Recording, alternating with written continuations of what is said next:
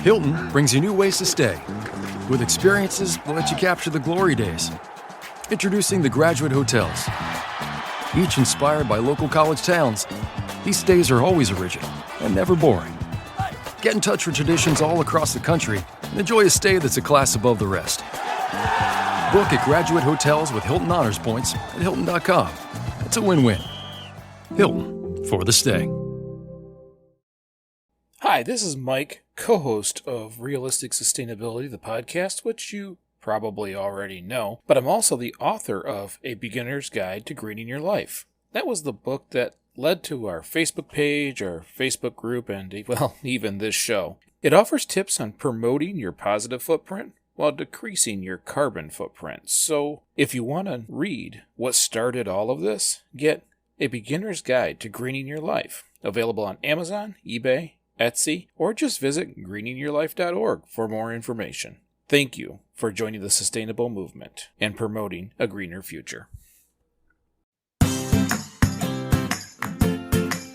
Hi, and welcome back to Realistic Sustainability. I'm Mike, and I'm here with Nick. Hey, brother, how are you? Not too bad, not too bad. I will say this week I found something really kind of funny. I realized I bought bamboo toothbrushes. Have you ever used a bamboo toothbrush? No, but if it makes me feel like a panda, I'm down. It doesn't. Well, no, it doesn't. Not at all. And I hadn't even thought about that until you said it. So I'll think that way later and see what happens. But it takes a minute because you're putting wood in your mouth to brush your teeth. Mm-hmm. But I have to tell you, it took a month. But I really like them. I like them way better than the old plastic toothbrushes I used to buy. And I'm better at swapping them out when I should. Mm-hmm. Because really, you're supposed to swap them out. What is it, every month or two or something? I don't. But you imagine if everybody swapped out a plastic toothbrush every month, that'd be ridiculous. It would be ridiculous, and the sad part is that most people are lazy and don't do it. So it would be, I guess, better for your mouth, but much worse for the environment. Right. So I buy these now bamboo toothbrushes in like a pack of 12. Mm-hmm. And granted, I don't swap them out monthly, but I do swap them out every couple of months, and I just throw them in the garden. Okay. So are the bristles bamboo too? Now, it's a nylon, but that's a very small amount of the whole toothbrush. So I can throw those in there, and that stuff will break down over time. And in the garden, even if there's just small threads of nylon still left, it won't hurt anything. Okay. But they work really, really well. Like, way better than I thought. A lot of times you buy a quote unquote green product and it's, subpar at best, but it's green. So you're thinking you're doing great things. These actually, I think, honestly work way better. And it encourages me to swap them out more often, which means I'm getting better dental hygiene. Well, better dental hygiene is something I always approve of. Your body's mouth is like the crossroads, if you will, of all the bacteria in your body. So you live and die by your mouth. If you can get sick so easy with the wrong bacteria in there. Well, and I tried to, hey, Jamie, I've got extra ones. Feel free. But she cannot get over the whole idea of the wood, the texture of the wood. Nope. Okay. Well, I don't know what to say about that. So. I mean, I use toothpicks. I can't imagine it'd be much different. No, it's wood. It's just bamboo, but there is a little more friction on the cheek or lip or the tongue. It's just a different feel. It took me a minute. So, go ahead. Like a popsicle stick? Yeah, exactly like a popsicle stick. Well, you telling me she doesn't like popsicles? I don't think she wants to brush her teeth with the stick. Logic is coming for this one. I'm telling you. You can suck on a popsicle or suck on a sucker. You can brush your teeth with a bamboo toothbrush. Well, I just wanted to bring it up because for anybody who's questioning, and maybe it's different per brand, I don't know, and I don't even know the brand. I just bought it off of Amazon, and they're fantastic. I really do like them much better, and I won't try to use a toothbrush for a whole year. That's awesome. So that's all I had that was new over the last week. Anything for you? No, not really. Just working chickens? Yeah, kind of. So I have a disgusting story that you guys are going to have to forgive me for. But I was doing some prep work and I trimmed a bunch of beef, and I forgot about the trimmings. We were so busy that I just kind of stuck them in a box and put them in the garbage and forgot about them. Well, that particular can never made it to the garbage, and so I smelled something really terrible, and I opened the garbage up, and there was just so many maggots. It was disgusting. Oh, I looked at it, and went, now if I can find a way to not vomit and carry these to the chickens, this could be really entertaining to watch. did you? So I did. I did Oh. very much. I dumped him right in the middle, and it was like Jurassic Park. It was amazing. Every maggot was a sacrificial lamb. It was a goat for the Rex. In this case, a chicken. Oh, wow. See, and how do you not videotape that kind of stuff? The easy answer is when I'm too busy watching something, it doesn't cross my mind to videotape it. I am that old guy that goes to a concert and watches it with his eyes. Well, that's weird. I don't get my phone out. I don't take pictures. If I see something that I find interesting and I want to enjoy, I do. I immerse myself in it and let myself enjoy it, and then regret not taking photos later. I was thinking because you take a lot of videos of this. Yeah. Well, you do a lot of videos, so I thought, wow, if that was that entertaining, I can't believe that wouldn't be one of the videos. Just because something entertains me doesn't mean other people are going to find it entertaining. Well, I tend to. I'll know for next time I forget about meat in the garbage. Okay, so I expect it within a week or two. Ouch! What? No, that's painful. So, since you're talking about the meat in the garbage, and I'm going to call it waste, even though it really wasn't necessarily waste. You were purposely throwing it in the garbage. This is my horrible attempt to cross over to what we're doing. Still waste. Whether it's done by choice or accident, waste is waste. Waste is waste. Good. Then I parlayed into the show just fine. There you go. See? Okay. Like I'm not a professional at this. Anyways, to this week, we want to talk about the energy cost in your home, especially right now in the summertime here in Michigan. All of energy cost is higher, and the bills are a little more painful this time of year. And there's a million different ways we can reduce, as long as we know where we're spending the money. And a lot of times we just get an electric bill. And I'll tell you, in my earlier years, I really just thought the electric bill was the lights in the house. Like the bill was high. I ran around shutting off the lights, and that's not really going to help a whole heck of a lot. It's not going to help now. No, it would have helped you back then. Technology's changed. Well, yeah, you're right. Our lights are not tiny heaters all over the home, but it's still not even a top 3 on where your house uses its energy. So I figured this week we would kind of go through where that energy is spent and what we can kind of do to mitigate some of it. All right, so let me have it. I'm going to see if I can find a way to tie it back and tell you were wrong. So let's do it. Okay. Perfect. So number 1, you know the answer of the highest cost of energy in the home. Cooling, refrigerator, that kind of stuff. Heating and cooling. Heating and cooling the environment of the house. And that is why in the summertime we pay so much more. You would think in Michigan we would pay more in the winter, but we pay way more in the summer for air conditioning, even though we have an inflated bill in the winter because it's so darn cold here. Well, yeah, you circumstantially pay more in the summer if you have air conditioning. I'm here to tell you that my summer bills are way cheaper than my winter bills. I don't have air conditioning. Right. Well, and there are some exceptions for sure. 46% of what we spend on our electric bill is heating and cooling. It's climate control within the house. Okay, first world problem, got you. First world problem. This is and it's not even like when we visited Vegas, or I say we, it was my boss and I at the time I was working in Vegas. It's so hot in Vegas, they have air conditioners or heat pumps for both floors. So if the house is 2 stories tall, outside there's 2 air conditioning units because they have separate ones for each floor. So it depends on where you live, if you have air conditioning, or if you live in the far south and you don't necessarily need a lot of heat, furnaces. I know it gets cold down there because our bodies kind of change. I spent 10 to 14 days in Hawaii, and by the end of it, I was chilly at 70 degrees, which is hilarious for someone who lives in Michigan. Yeah, you adjust to it pretty quickly. It's shocking how quickly you adjust to your ambient temperatures where you're at. But if you're in Florida, maybe you have different ways of warming. I know a lot of times there's wood burning stoves, stuff of that nature. But if you're using the grid for your heating and cooling, it is always by far the most expensive portion of your bill. I would agree with that. So in the summer, in years past, my bill would run about 180, $190. In the winter, it gets as high as four, depending on how hard the winter is. This summer and last summer, because we have that floor unit air conditioner that does like one room of the house, my Mhm. bill's sitting about 250. So it's still cheaper than winter, but only because I'm air conditioning one room of the house. Yeah, where here I'm, air conditioning a rather large home. I don't see a lot of difference. I don't get the luxury of a break. The winter and the summer are very, very close in price, which is painful. So the first thing I did was I used to keep the house in the wintertime, and everybody has their number. In the winter and summer, they have their number they keep it on.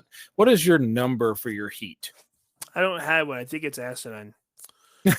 Well, I then, I don't have a number because there's five people in my house. We're not all home at the same time. We all don't have the same, I guess, internal temperature. If you were to walk in with one of those thermometers, you're going to take everyone else's temperature, and I'm going to be 3 degrees cooler than they are. Like we're none of us are the same. We don't even really like the same temperature settings. So for me, my number, if it's not muggy out at all, is like 75 to 78. If it is muggy, then I actually like it cooler, so like 72. Anything under 72, I'm happy with. I don't really get cold unless I'm sick, so you could put it at 50, and I'd be tickled. But I'm comfortable up until the mid 70s. As for everyone else in the house, when they are cold, they want it as hot as the sun. They want it as hot as that furnace can crank it up. And when they're warm, they want it as cold as a refrigerator. There's no consistency. I don't have a number. really, see, Yes. in here for like this time of year right now, it used to be I always had it as low as like 68 in the house, and that is cold. Now it's consistent at 71. Well, that's also a luxury we don't have though. My whole unit's just turned off in the summer because we only have the air conditioner cools one room, and that's my bedroom. So my bedroom's set at 72 to 75, depending on the level of mugginess. The rest of the house is just fend for yourself. It's just okay. And for the furnace here, I try really hard to keep it at the same place, like keep it right at that 71 year round. Hmm. But it also can depend on, luckily my wife likes to layer anyways. She is a hoodie fanatic and loves her comfy fleece pants, which helps also. But She's a lady of fluff. she so funny story, when I was trying to really, I got the bill in this house before the kids were here all the time, and before Jamie was here all the time. I got it really low because when I'm sleeping, I put that Nest thermostat on there and I scheduled it perfect. It would warm up the house just before I woke up. The moment my phone left the driveway, it dropped back down to 60, or I think it was like 58 or 60. And then just as I pulled back in, the furnace would kick back on. It'd take a few minutes. It'd get cold when I first walk in, but from there, a few minutes later, the place is warmed up. I had that thing down to a science. And then Jamie and I started dating seriously. And I would leave for work, and she may still be here. Hmm. And the furnace would shut off and lock her out. And I would get a text message that says, "It's 60 degrees in your house." Because I had it set on such a cadence. Now I can't do that. Between the kids and people coming and going, Jamie here, I Don't cannot. forget, don't forget Jake. You got to keep it warm enough for Jake. Well, he has his own lamp, which, by the way, is expensive because we're producing light and heat from that. But I already did the complaint on that. I won't continue it. Jake is the snake that we have, which, if anybody knows me, knows that I don't enjoy snakes. Or spiders. Yeah, you cross a line at some point if you're going to try to bring a spider in here as a pet. Well, That's just not going to work. there's something to be said about our brains react negatively and to creatures that move in a way that we subconsciously deem as unnatural. And so the danger centers in our brain are programmed after years of evolution just to fear things like snakes and spiders. Well, it is strong in me. Yeah, Just so you know. it's broken in me. So I think they're cute. I did look up average energy cost per state. Hmm. And we are in Michigan, we're 31st. So not bad. I mean, I think our cost is terrible, but apparently it can be way more terrible, like in Connecticut. So the average bill in Michigan is $315 year averaged out. Okay. In Connecticut, it's 441. Isn't Connecticut a lot colder than Michigan in the winter, though? It is, but Oh, again, with it nowadays with insulation, it really shouldn't be that much different. And there's states further up. There's colder states. yeah, there is, but I don't know if that counts. There's colder states. There's also much, much bigger states and smaller states. Isn't Connecticut pretty small? Mm-hmm. So that would be, I would be reason to believe that most of the people are centralized in cities and areas. There's not a whole lot of farm country in Connecticut. I don't know. I don't know a lot about that, but I would think if they were centralized in smaller places, that'd be cheaper bills. Well, that's my point, though. I don't know. I don't understand how it could be higher if everyone was in the same area. It takes, I think it would take less energy to heat an apartment complex than it would to heat a bunch of single homes. But Right. What I did find interesting is that the cheapest. You want to guess what state or what? Okay, what is the cheapest state for energy? I'll do that first. for energy use is going to be Hawaii, or no, Is it's going to be what? Washington? Washington State. How is that cheaper than Hawaii? $262 is the average bill. Are they energy self-sufficient? I mean, do they have I don't know. I mean, well, but okay, let's be real. A lot of the bigger cities in Washington have a lot of people that are forward thinking. There might be a lot of people that actually have like solar panels and stuff like that there. I mean, without detailed statistics as to what leads to these bills, we can't really know for sure. But Washington is really big. I thought for sure Hawaii was the answer. There's no reason to even have electricity in Hawaii, from what you were telling me. Yeah, a lot of houses. I saw some houses with no fourth wall. So yeah, exactly. But Washington was there. But the reason why I stumbled for a minute is because the cheapest place to live for energy, according to wallethub.com, where they work on all these cost things, was DC. Washington, DC does not seem right to me. They're expensive on everything else. It's a very high cost of living in Washington, D.C. Why is the energy consumption cost so much lower? For lack of a real answer, I'm going to make something up that sounds good. I would assume most of the housing is government funded for government employees and government officials or military personnel, so it's all subsidized by the government. Is what I'm going to go with. I don't know. So, okay, if you live in D.C., Washington State, or Connecticut, tell us why, because we don't know why. Either your bill is so cheap or so expensive. So go on to greenyourlife.org or just go onto the Facebook and tell us, why the heck is Connecticut so much, or DC so cheap, or Washington, for that fact, so inexpensive? Because that was just something that popped up in my research that I found interesting. So 46% of our energy in our house comes from heating and cooling needs. Do you have ceiling fans in your house? Because I do. I have a handful. I have one. And it's a little embarrassing. I use them, but I think I use them at times incorrectly because they have reversibles. They have different speeds, but they can also turn in different directions for different reasons. Okay, so my assumption, I guess, just jumping out left field here, knowing that heat rises, I would assume that you would change the direction of the blade in regards to how hot it is so you can redirect the heat somewhere else. Or Yep, you're right. With the clockwise use, and you do it on the slowest setting, it holds the heat down so that when heat tries to rise up, the fan holds it down to where you are. You would think that that would be taught to people, like, hey, this is a fan. It's not here to keep you cool per se in the way you think a fan would.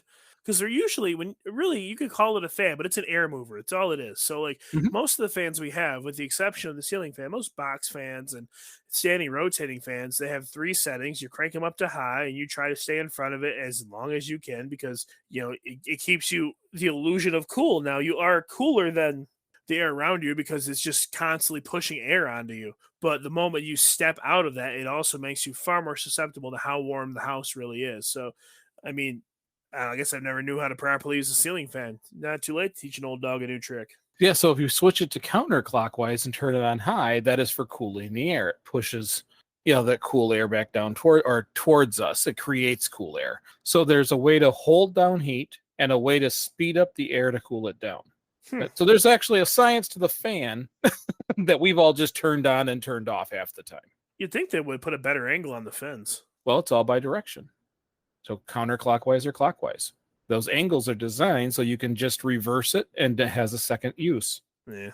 It may be Listen to me, man. accurate, but maybe accurate, but I'm not a fan. Ha ha ha, pa-da-pa. See, if I was Right. better at editing these, that'd be the spot for a drum and was it cymbals or was that you hit up there? Yeah, it's a symbol, and that was an amazing pun. That was not intentional. That's right. That naturally occurred, guys. So other things that you need to do that I need to be better at myself is getting tune-ups on all of your equipment seasonally every year. So if you get the equipment serviced on a regular basis, it works more efficiently. I'm not shocked by that, but it is something that I do it about every 2 to 3 years, and I should probably go to do it every year. Yeah, I would agree with that. I probably haven't. Well, let's be fair. So the house I live in has one fan, and in terms of the other pieces of equipment that help the house maintain temperature, the furnace, that kind of stuff, I have the furnace serviced, which a term I use very loosely, every season. No air conditioning. The fan, I'm lucky it even turns, man. That thing is in shambles. Not functioning well. No, it functions fine. It's just at any given time, I feel like it's either going to fly off the ceiling or fall and hit the dog. So, Gotcha. One of our past episodes, we talked about utilizing natural light. That was on the list too. Is opening the curtains during the wintertime and letting that natural light and heat into the room to help subsidize the cost of the furnace use, or drawing them closed in the summertime, which I know that sometimes gives you that dark, gloomy feeling that makes it challenging to stay in the house. But it's summertime. We go outside. We go for hikes. We go to the beach. So we have a lot of windows in the main living portions of our house. My house is predominantly warm all the time because of it. Even if it's, let's say, 65 outside, it feels like it's 68 to 70 in the house. We don't have curtains. We have these really old ones. I removed them because I felt they were hideous, and I just have not taken the time to purchase money. Wow. I have not taken the time to purchase new ones. Yes, you heard what I said. I kind of want to keep that. You can do it. You can do it. That's fine. I don't mind. Okay, so that's understandable. The other thing is something I used to be good at, but with all the people in the house I've lost, is blocking off rooms, shutting some of the vents off to rooms that are less used, keeping the doors shut. A lot of my upstairs, it's funny because the middle floor isn't used as much. The base floor where everybody's at is always used. If not all the kids are here at the same time, then the middle floor doesn't get used, but then the attic does.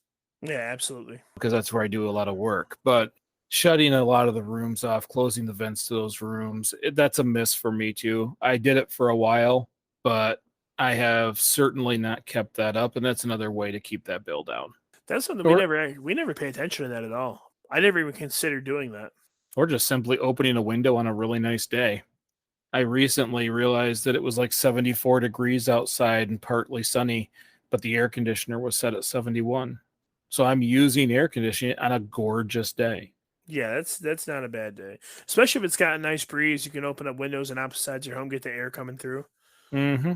And it makes the house smell better, I think, when it's not closed up as much and it lets the air push through.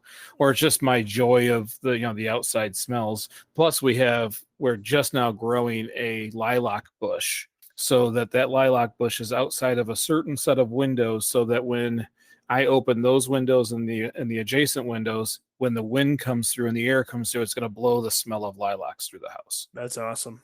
I love that smell. We got a little ways to go before I get that joy, but we're getting there. So heating and cooling, huge. It's almost half of the cost of all energy. But what do you think number 2 is? Of energy in the home? Mm-hmm.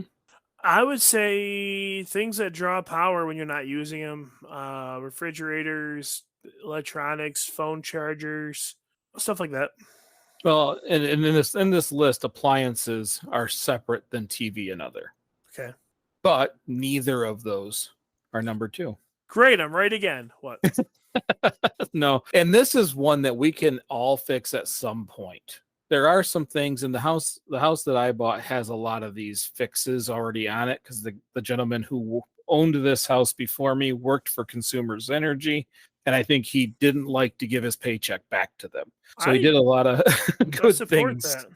And it is water heating. The second Okay. highest cost is consistently heating water so that it's hot enough for you to use when you want it. I never even considered that. Yeah, I chucked that in with the furnace. So yeah, you're completely right. I understand now. So when you go to sleep and you get your allotted 8 hours sleep, I say that with a funny face because I never do. I have weird I issues. don't. And I sleep 4 hours. so even while we're sleeping, that water is cooling, reheating, all throughout the night. Just waiting in case someone wants hot water We do like showers. at 4 a.m. The second highest cost, 14% of your electric bill, is reheating the water you haven't used yet so that it can be hot enough for when you want hot water. That sounds like when you put it like that, that sounds so bad. Like it makes me ashamed to have one. Be like, God, it's so wasteful. But it's not like it's dumping the water out. It's a tank full of water, and it's got a thermostat or a thermocoupler or whatever word you want to use. You're smarter than I am. And when it dips under a certain temperature, the burner kicks on and it heats it back up. Mm-hmm.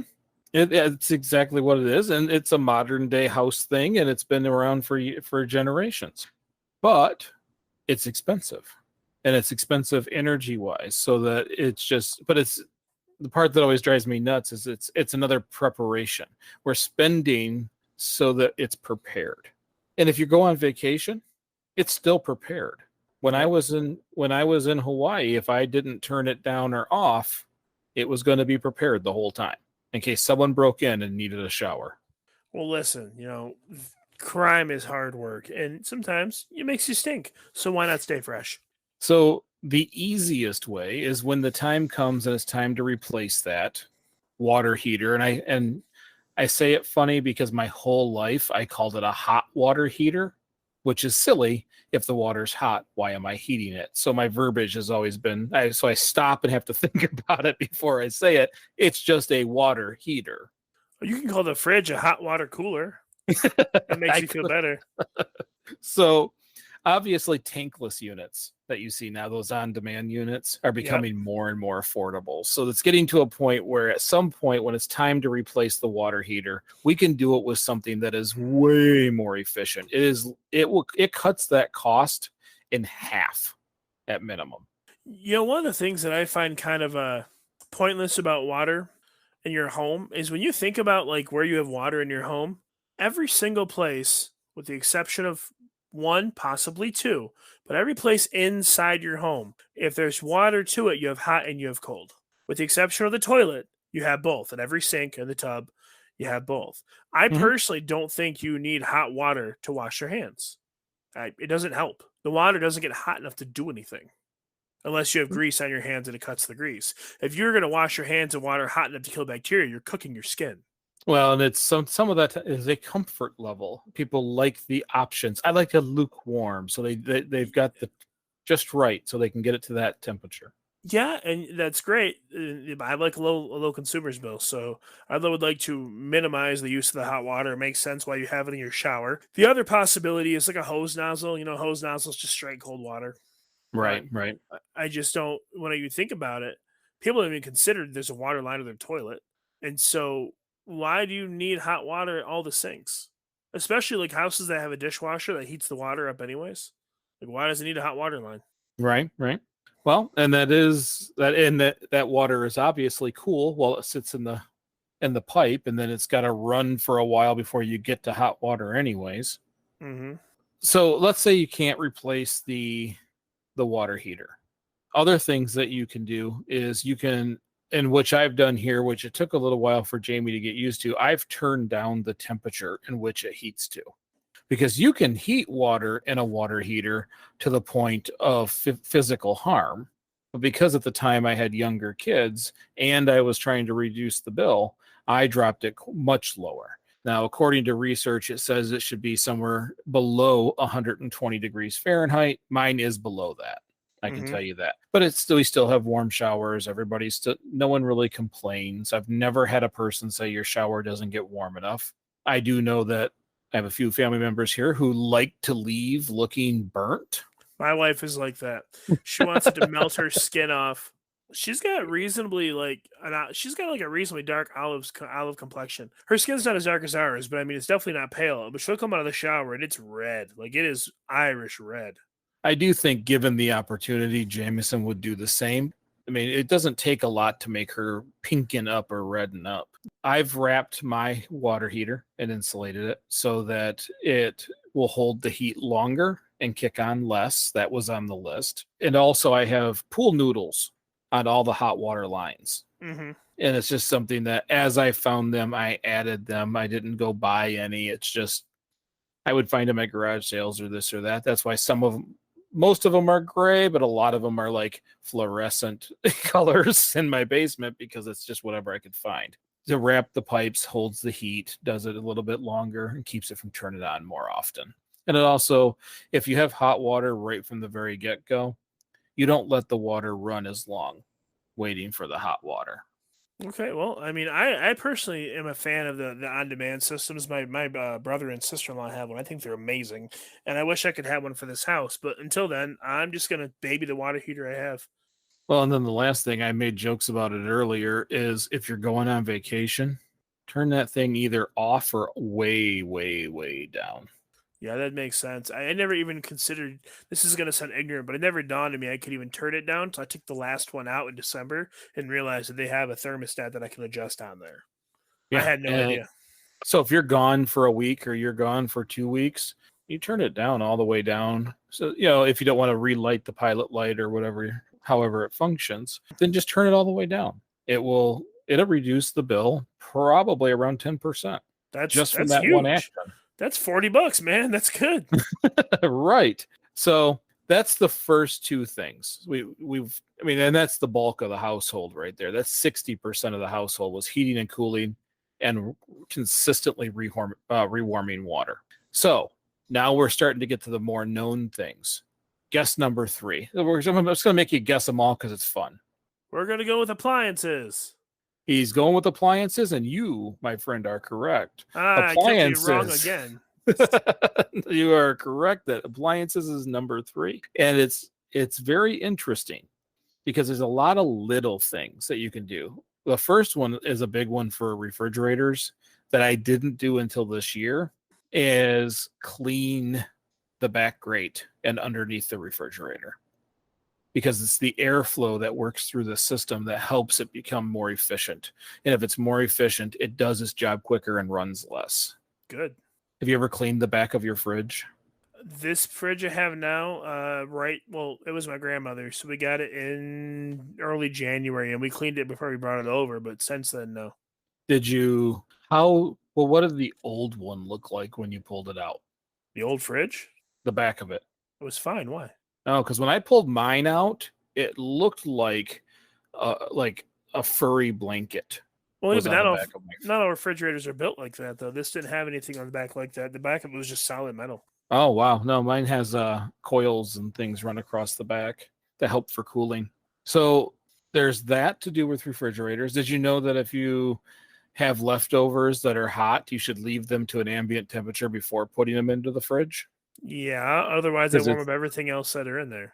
Because it's a heat pump. That's exactly what's going on in that fridge. I'm in food. Yeah, if you put hot food in a refrigerator, especially at the back, a really cold refrigerator, not only is it going to warm up things around it, if it's something thick, it locks the heat in the middle because it cools the outside first, and then when you leave that food in what they call the danger zone, Mister Master, master's degree, it increases the chance for bacterial growth, and you can actually make people sick accidentally really quick. I did not know that. Yes, sir. So, and that does talk about another thing, is not blocking the airflow inside of a refrigerator. I did not know that I could make people sick by putting the super hot item right next to the airflow, though. You don't want hot. You don't cool hot food off by sticking it in the fridge. I know a lot of us do it at home, and to be honest, the chances of making someone sick are pretty minute. But it's still a chance, and you don't want to do it. It's a chance enough that if you have a health inspection and they see you do it, you're getting written up. Really? Yes. Well, and another thing that I learned over time, actually, I learned this when I was writing the book, which was test the temperatures in your refrigerator, because the settings, like you don't have to put that on 9 or 10. Matter of fact, if you do, you might actually freeze some things in your fridge. My fridge Hmm. functions well at like 3 and 4. Like it does not have to be nearly as cold as where I kept it for the longest time. My fridge, my fridge has got a setting of 1 through, I think it's 8. It doesn't get as high as 10. If you put it at a 3 or 4, it's perfectly fine. I mean, granted, as long as you're not opening it 20 times an hour, it's great. If you put it up to a 5 or 6, like if you have more activity during the daytime where it's being open and closed a lot, it's fine. If you put it to a 7 and you don't have a day like that, it'll freeze. It'll freeze everything in there. Anything on the top two shelves turn into solid rocks. I had to chisel milk out of a jug for cereal one time. You. Ice milk is fine. It's not that bad. But I'm just saying that it gets really cold. It works extremely well. So, and it's really per fridge. Instead of just leaving it at a setting and saying fridge, we can actually bump it down, bump it down, bump it down, and find that spot where it works Well, best. yeah, it's not necessarily just per fridge; it's per household. I mean, if you're a house of 2 people versus a house of 5 people, I'm basing this on adults. Theoretically, 5 people will open and close the fridge more. People might be thinking, why does that matter? Well, every time you open it, the cold comes out, the ambient room temperature out there, which is warmer than a refrigerator, comes in. So the fridge has got to work harder to cool that air off to get back to the temperature it's supposed to be at. Now, with that being said, if you change those adults to children who decide they want something to drink or eat every 14 seconds, that fridge is working. That fridge deserves a high five and a gold medal every day. You got kids, you know. No, I do, and my poor fridge is on its last leg. We're just trying to keep it alive a little longer. Last leg, your Okay. fridge's legs are broken. It's suspended from the ceiling.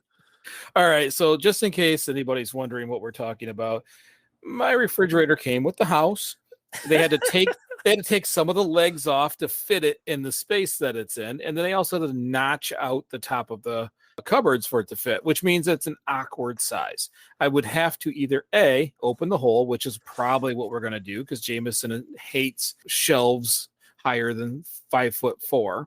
So if we take those out, we can get a much larger fridge in the place. But I don't. It still works. I have problems with getting rid of it. It still works. Now the door doesn't stay on all the way. The kids have opened it and hung on the door so long it's torn a lot of the metal there. But don't worry, I have found a way to keep it functioning. I every couple of weeks jam more paper down in the hinge so it has a place to hold on, and then the fridge works again for a while. Yeah, I mean, you're definitely stringing her along as long as she'll go. It is. It's time, but not. I'll get there. I'll get there. At some point, I will replace it. It's Well, just not going to be today. they shouldn't be today. Fridges are expensive. I think you should string it along until it stops keeping things cold and then put ice on the bottom. When it comes to appliances, I do tend to get my use, if you will, from them. Do you remember the washer that I had from multiple homes before here that I drug along? I got it at the auction because I needed a washer and dryer. When I bought the new washer, when they came to deliver it, they were laughing at me because when I decided to buy a washer, I was on a spin Hmm. cycle. It was shaking so violently, the whole top that has all your settings actually fell off.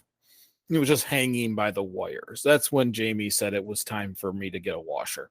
When we went in there and the whole component was just swinging during the spin cycle. Hmm. And when they took that, even the guys who came and took it had jokes. So I do tend to keep appliances, I'll say a little past their prime, but I'm getting my use out of them, right? Hmm.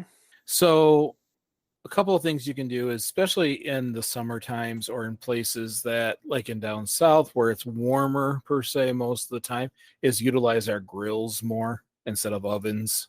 that can help a little bit with the electric bill, even though you're still buying propane at some point. But using those other sources will help you reduce the bill. Anything that produces heat uses a lot of electricity. Oh, of So, course. I mean, gas right now is cheaper than electricity. I switched my stove over to gas, as you know, which has dropped the bill significantly because you're not trying to warm up coils, which I have to say, I know you don't care if it's electric when you're cooking, but it seems like with electric, especially the glass stoves, it seems like they have on or off. They say low, medium, and high, but it's just on or off. No, do not put words in my mouth. Do not lie to these people for me. I said I don't mind electric stoves if they're just a coil. You can take that glass top piece of bad language, if you will, and shove it up someone's hiney because they're garbage when you cook. If you turn them off, they stay hot for 20 minutes. Well, to me, it's all the same temperature. I immediately switch to gas, and people think I'm a better cook all of a sudden. It's not. I can control the temperature. Well, you are a better cook if you can actually have better control over the food.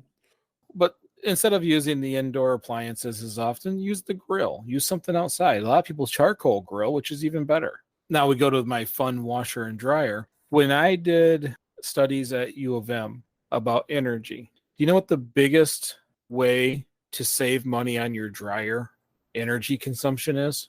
Are you talking year round, or because my answer doesn't affect half the year? Are you talking about putting the clothes outside? Well, I think hanging them outside naturally is a big energy consumption. Well, and it would be because then you're not running the dryer at all. But they don't necessarily look at the efficiency of a dryer. If you want your dryer to be more efficient, you buy a better washer. That's half of it. So when it goes through the spin cycles, you have a nearly dry set of clothes that go into the dryer. Oh, well, yeah, but there's more to that. Also, sort your laundry. Sort your laundry. Sort your laundry. Explain it. Okay, well, how does a dryer work, Mike? How does a dryer work? It moves the clothes around, pushing hot air between them and letting the humidity out out of the vent. Okay, so if you have a basket full of laundry, a bunch of towels, and some underpants and socks, and 2 or 3 really thick pairs of denim jeans. Okay, so do you think it's more? What do you think is a better option? Put it on the longest setting possible to make sure the jeans are dry, or sort your laundry, and because you know the jeans take twice as long to dry, you can dry everything else in half the time. There you go. Yep. Good call. You can reduce your energy use and your time even doing laundry by having laundry sorted. I only say that because most people, and if I'm offending you, I'm sorry, you'll get over it.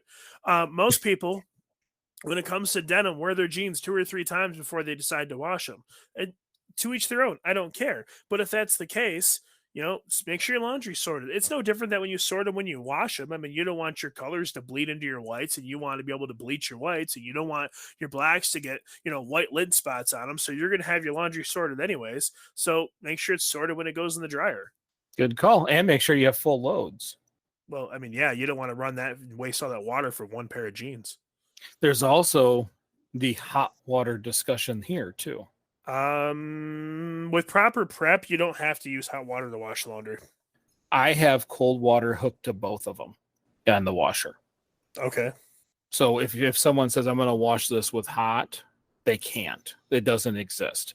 It's just other cold water that goes in. I've never had hot water hooked up to my washer.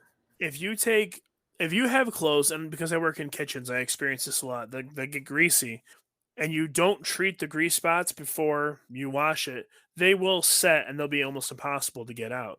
And if you treat them, though, you can use cold water to wash your clothes just fine. When I say treat them, I don't mean anything fancy. I take an old toothbrush or a nail brush. I take some Blue Dawn. It's got to be a blue one. So Blue Dawn, and I scrub that spot and let it sit there while I put everything else in the washing machine. It takes like a minute. And then I wash it with cold water, and it's perfectly fine. Why is the Blue Dawn better than any other color Dawn? I haven't used all the colors of Dawn, but I know the blue is a commercial grade Dawn. It's what we use in the restaurant. It's almost as corrosive as commercial degreaser to grease and fat, and so it tends to work really well. If there are other scents, because really the colors just denote a different scent. I mean, so if there's other scents or colors, then by all means use those. I like the blue one. All right then. Well, most of the things for appliances, they consistently repeat. Don't run a dishwasher half empty. Don't run the washer half empty. Those are all things that I think we're all kind of accustomed to now, that we tend to wait till it's full. But there was the little things like making sure if you have a washer that has an extra spin it again. An extra fast spin it extra fast. Because anything you can do to get the water out of the clothes before they make it to the dryer is going to greatly reduce the consumption. And the dryer is a bigger chunk of electricity Energy use. than the washer. Yeah, if you're whether you have a gas dryer or an electric dryer, it's gonna take a lot more resources to heat it up hot enough to dry your clothes than the tiny bit of power using making that thing spin faster. It amazed me, and it still does. Pumps and motors take almost no power to function. Like The efficiency's kind of high these days. compared to what it takes to create heat. Yeah. So, given the option, I'll make it spin all day long, and I'll have that little pump in the back pulling that water out over, creating an oven that spins. Speaking of oven, another thing that was brought up when I was doing research that I don't think I really thought of as often as I should, but I do it by default, is I cook to the size of what I have. So if Hmm. you instead of going to an oven for a TV dinner, for example, you can put it in the air fryer, you can put it in the toaster oven, something smaller where it doesn't have to use as much energy to accomplish one warm meal. Yep. But when you're doing the family stuff, again, it's more efficient to go big because you're doing a lot of things in there. And I think I do it, but I did it on accident because of convenience. It was easier and quicker if I want to cook something in an air fryer or a toaster oven versus the oven. That's awesome. I wish I had happy accidents like that. Accidentally, save the earth, accidentally use less power, accidentally save money. Mine is always the opposite. I accidentally found a $500 bill. Or I accidentally found a more expensive way to do something. Generally, it's how I do it. Find new ways to make old mistakes. And then the last one I have for appliances is part of the dishwasher also, which is hand dry. Quit using the heat portion of a dishwasher. See, this is where I have a problem with this one. Hand drying, oh Lord have mercy. Hand drying is a great method, but I have 3 dogs. And sometimes, no matter how many static cling things you put in the washer and dryer, how much you make sure, you're gonna have hair everywhere. You just do. Like I have fur in some of my towels. There's no getting it out. It just doesn't go Okay. away. I don't want to hand dry my dishes. I don't want to grab a plate and see dried hair stuck to the glass. I don't have any interest in that. I have a real issue with hair to begin with. Personally, for me, also, technically, it's probably not the greatest idea to hand dry towels. Very similar to the thing in the refrigerator. It's against health code, and as someone who kind of lives and dies by the health code, you run the risk of bacteria growing in the towel if you don't either a get a dry towel or b allow adequate time to dry. And that kind of freaks me out. I hate the smell of musky cloth. Ugh, gross. Yeah, Jamie has the same problem. When we went to high efficiency washer and dryers, we went through a learning curve because it didn't like the dryer would turn off before they were really fully dry. And we ended up with some clothes that had a musty smell. And she ended up throwing a bunch of them away. She couldn't get the smell out. I can't blame her. I would have did the same thing. So those are just some tips to help with your appliances. The next one, and I won't make you always guess because we're getting down to the final stuff. All the way down to fourth is where lighting happens. 9% of your energy bill is household lighting. 9%.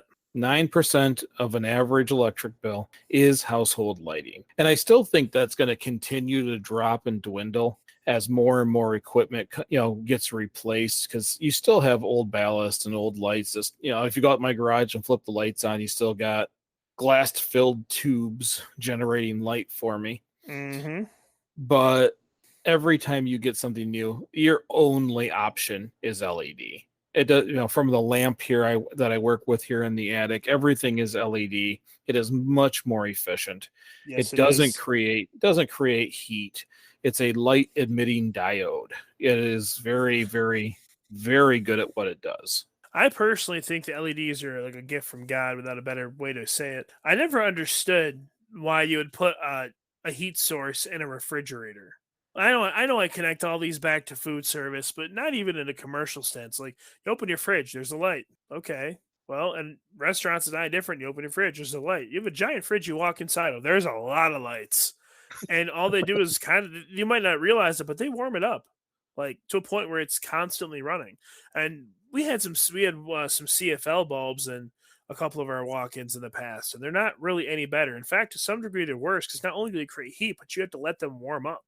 Yeah, Um, I think we talked about that in I think season 1. It was like episode 5. We did a lighting up the house episode, and you yeah, you discussed the CFL bulbs, and I think I had talked about I didn't like them because you had to plan for light. you do, especially in a giant dark room that you can't find your way out of. You literally have to turn the light on 5 to 10 minutes before you're going to go in there. Otherwise, you're going to walk in, the door is going to be shut, and you're going to be screwed.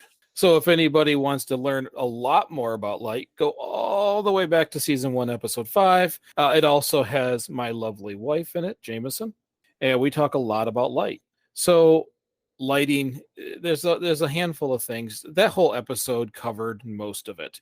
It was the different kinds of light bulbs, but it led to LED being by far superior.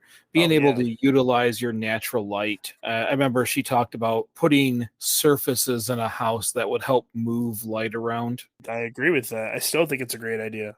Just using as much natural light as possible. That episode it was a whole episode on light, so we won't dig into it overly deep here, but it is shoot, just for me, I just want kids to turn the darn switches off. I swear everybody in this house only sees one direction. Yeah, I agree with that. But I also, when you first walk into a room, it's all dark and you want to see. So your first instinct is to make it easier to see. Most people don't think of things in reverse. They don't realize that they're leaving the room. They should turn it off. And that's a real problem in my house. And I'm actually equally guilty. It's really a struggle for me to remember to turn things off when I'm finished. You leave your lights on when you leave a room? Sometimes I do. Hmm. Sometimes I suck. You can spank me later, Daddy. So lighting, and then of course the last one is electronics and other, which is 4% of the electric bill. And I assume a lot of that is because it's becoming more and more efficient. Back in the day, if you left a video game system on, it got warm. It itself heated up. Oh, yeah, it did. And if it didn't, the giant brick you had hanging out on the wall did. Right. So You realize how ridiculous it was to put those bricks in the wall as a power supply? They weighed like 3 pounds. mhm. Yeah. And so nowadays the equipment is becoming more efficient. And granted, that 4%, I bet you 2.5 to 3% is vampire service. It's that waiting to be used. Vampire service. It's that where it's just drawing, it's eating juice the whole time, just waiting for you to use it. That's what our TVs, our video game systems, everything that we use is on standby, which Yeah. means I'm warmed up and ready for whenever you are, kind of like our water heater. Well, I think the notion of standby is a great concept. I also realize that it's one of those first world things. We don't want to wait for what we need, or what we want. We don't need it. We don't want to wait for what we want. So, I mean, I get it. It just sucks financially. It also sucks in the power grid because, as we talked about time and time again, the power grid is kind of they only produce what they think they're going to need, what the projections are, what the market is currently, or the demographics of people are showing them what they have to produce. And so it's a power on demand thing. Our grid's already bad enough. So if we're just going to, repeat that in our house, is it really great? No. Well, and one of the things that I did for that was I mounted surge protectors behind all the televisions. So everything Okay. is plugged in right there. But if, as you know, I have more than one living room and one doesn't get used very often, I just turn the surge suppressor off. It takes all that vampire or ghost juice, or there's like 5 different terms for it, and eliminates it because the surge suppressor has killed the power completely to all those devices. And then anything that does need to be on, a clock or something else that we have in the room, goes into a different plug. It's not a bad idea. Each of the kids are set up the same way. So when my kids leave, they shut off their room. So everything in the room just shuts off because it's 1 or 2 switches. 2 surge suppressors, and most of the room has been absolutely shut down. And you can do that to eliminate a lot of that cost.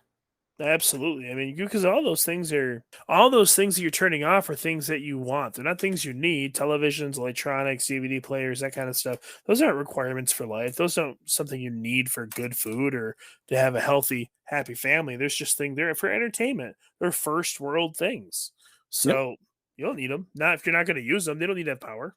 Especially for the little ones, they don't get to keep their tablets in their room and stuff like that. So it comes downstairs to charge anyways. That plug is on. They plug their stuff in. Everything else can be shut down.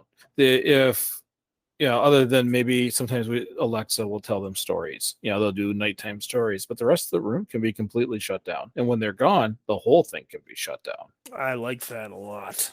It's just a couple of switches. It's just 1 or 2 surge suppressors, and they're really easy to turn on and off. As a matter of fact, you can get some that have phone apps and do it for you. Well, that sounds amazing. And that kicks into the last part of this discussion, which is all of the innovation in smart homes. Mm-hmm. Smart home innovation has gone through the roof. You can do a lot of things. When we were in Hawaii, or even when I was down in North Carolina recently, I could check the house temperature and change it. I can bring I don't want the air conditioning running like crazy while I'm in North Carolina. So I moved it up to, 75, 76 degrees. I have animals here, so I don't want it to be too hot, but I definitely don't want it at, 68 when we're not even here. Mm-hmm. But I can do it from anywhere with smart devices. That's awesome. And it's something that we're kind of behind the times in that. My family specifically, we haven't really dug into that a whole lot, but it's definitely something we're going to get into in the future. I stayed the night at a friend's house, and it was the coolest thing. As I walked down their hallway, mm-hmm. lights came on and went off behind me. Really? Just like remember the story that you had a horrible addition to that we put in the extras on the episode? Yeah. Oh, you're talking about my death row thing. Yes, my Ford experience, and no, Ford and death row do not go hand in hand. That's just an odd way that we just put those sentences together. But when I was visiting the plant and the lights would come on and so forth, that's what their hallway did.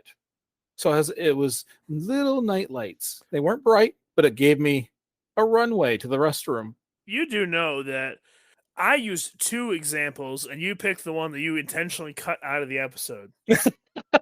I also said the refrigerated section at a grocery store. Yeah, that's the better one. That was the one we kept. That didn't have that worked. They both worked. You're just not brave enough to put the other one on there. The first one was genius.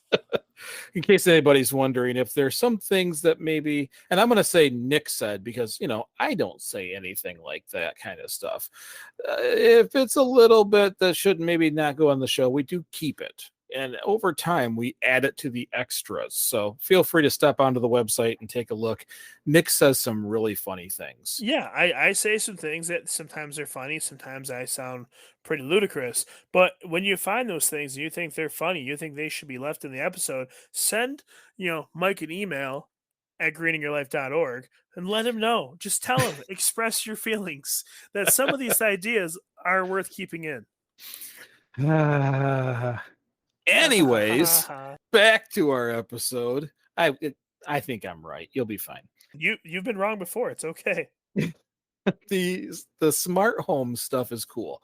Being able to voice control your lights, change things when you're not there, be able to control how the house functions. I don't use it very often, but I can check if the washer is done from my phone. I can check and see how much time I have before it is done. Because I might be in the attic working or talking to you on this podcast. I can check that and say, okay, I've got 5 more minutes. I'm not running down there right now. So I can kind of manage my time a little better with some of those things. But you can set up timers on your water heater. You can set up stuff. I always say I wanted to switch the kids' lighting in the room to motion lighting. So that it would just go dark on them periodically and they have to jump up and wave their arms or something to turn the lights back on. That met a little bit of protest, especially from the little ones who tend to be scared of the dark at times. That should really put some motivation to keep the lights on, which really should. Right. So, but smart devices you can get smart plugs that will shut down just like my surge suppressor idea, and then you can turn it on with your cell phone before you go to use it. They're really innovating a lot of things. Smart plugs so that you can control through your home assistant. You can walk in the house and say, I always hate saying the name because the listeners, their stuff takes off in the house. So I'll just say home assistant. Hey, home assistant, turn on the living room lights. Or, hey, home assistant, preheat the oven as you're getting ready to bring the groceries in because you need to start dinner. Some of those things are just, there's a lot of convenience, but if you use it right, you can really knock down your bill. Well, I think that's something we really need to get serious into looking into, because anything that reduces the consumer's bill, I support. I've never liked that company. We're not going to go on that rant today about how I feel about them, but I would love to I really would like to get serious about some of the more smart ideas, especially the smart plugs. I think are wonderful.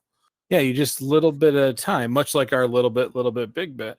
You replace a few light bulbs, but this time you do it with LED. You replace a ballast or a switch. You make things more and more integratable, so that when all of a sudden you go, oh my goodness, I left and I forgot. You can just check on the phone on everything.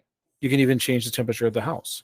Well, I think where you got me were the smart plugs. We don't have like surge protectors, and really the way the kids' rooms are set up, I don't think a surge protector would really benefit us in that regard, but smart plugs would, because the kids are pretty good about turning off their televisions or the game systems. But like right now, they have these LED lights that have these bands, like these strips that go up the wall and they go on the perimeter of the room, and they're really cool. They can change the color, they have remotes, but they leave them on 24/7. So I don't care if it uses less energy. If it's using less energy, constantly using it though, it's still adding to my bill.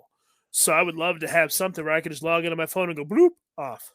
Oh, I made the joke to Aiden a long time ago that when I say it's time for bed, it's time for bed. And if I switch everything to smart devices, I'll give them 30 seconds and just kill the power to the room. It just a voiceover comes on the radio. It is time for bed. And then the countdown starts. Mm-hmm. Yeah, better just save your game now. Shut it all down. So that's all I had for this week. Did you have anything else that you'd like to add? No, but it was a lot of fun.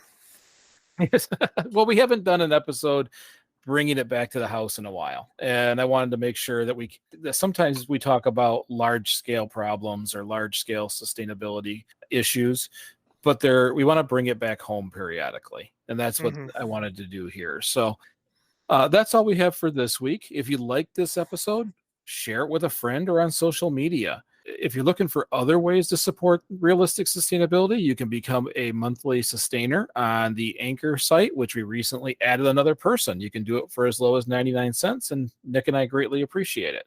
We sure do.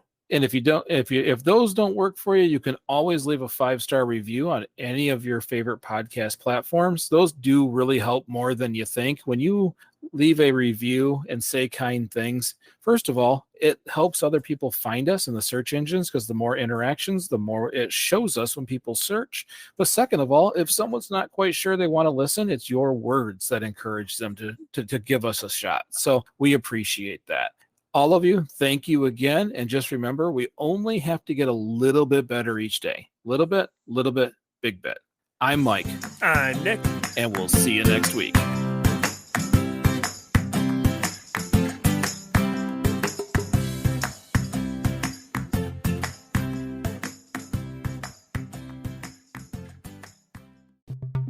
If you have the desire to be sustainable but are unsure of what can go in the recycling bin, or you're constantly forgetting the reusable grocery bags, check out Starting Sustainability, the podcast. Don't be frustrated or confused anymore. Starting Sustainability was created to help those beginning their sustainable journey. Each week, we give ideas on simple concepts you can easily incorporate into your current lifestyle. We also share stories of what works and what doesn't, so you don't have to waste your time and money. Check out Starting Sustainability, available everywhere you listen to podcasts.